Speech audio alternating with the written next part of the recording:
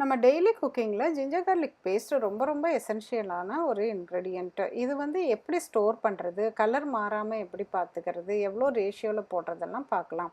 இப்போ 200 gram ginger, 250 gram garlic, 2 table spoon cooking oil use பண்ணியிருக்கேன். இப்போ ஜிஞ்சர், கார்லிக் ரெண்டையுமே நல்லா வாஷ் பண்ணிவிட்டு ஒரு ரஃப்பாக இப்படி கட் பண்ணி வச்சுக்கலாம்.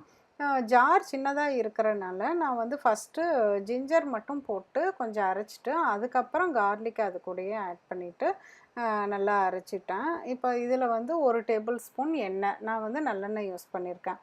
எண்ணெய் போட்டு நல்லா கொஞ்சம் ஸ்மூத்தாக பேஸ்ட் வந்து கிடைக்கும். அப்புறம் கலரும் மாறாமல் இருக்கிறதுக்கு தான், இல்லாட்டி க்ரீன் கலரில் மாறிடும். அதுக்காக தான் எண்ணெய் போட்டு மிக்ஸ் பண்ணுறப்ப கலர் சேஞ்ச் ஆகாமல் இருக்கும். இப்போ இது நல்லா ஃபைன் பேஸ்ட்டாக அரைச்சதுக்கப்புறமேலு இதை ஒரு ஸ்பூன்னால் ஒரு நல்ல ஒரு க்ளீனான ஒரு பாக்ஸு, நான் இந்த மாதிரி ஒரு டப்பர்வேர் பாக்ஸில் தான் வந்து ஸ்டோர் பண்ணி வச்சுக்குவேன்.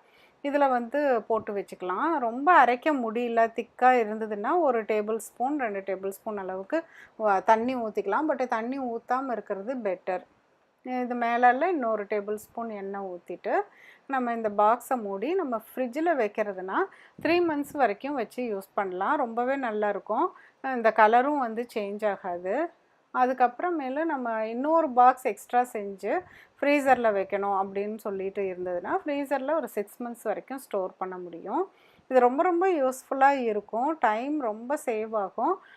கண்டிப்பாக இதை செஞ்சு நீங்கள் ஃப்ரிட்ஜில் வச்சுக்கலாம். மீண்டும் ஒரு புதிய ரெசிபியோடு உங்களை சீக்கிரம் மீட் பண்ணுறேன்.